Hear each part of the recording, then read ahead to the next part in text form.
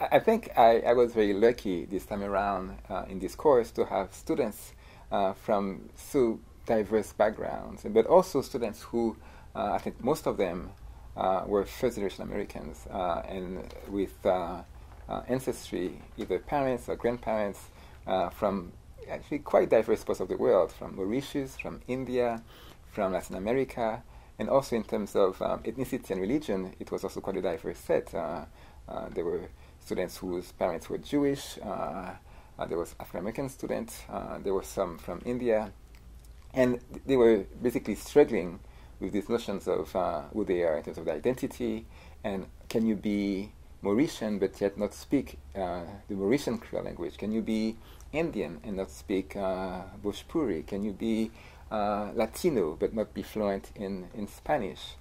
Can you be African American but yet not be fully fluent in so-called Black English?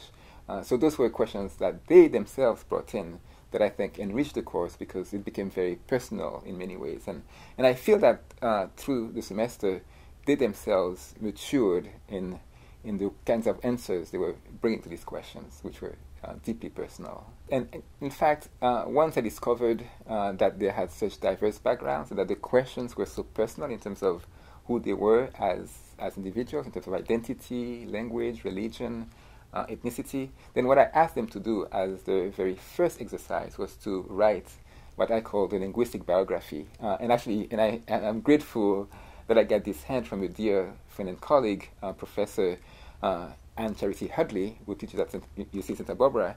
And Anne Charity actually shared with me her own linguistic biography. And when I read that, I realized how powerful it was to read about her own growing up in terms of language, ethnicity, race.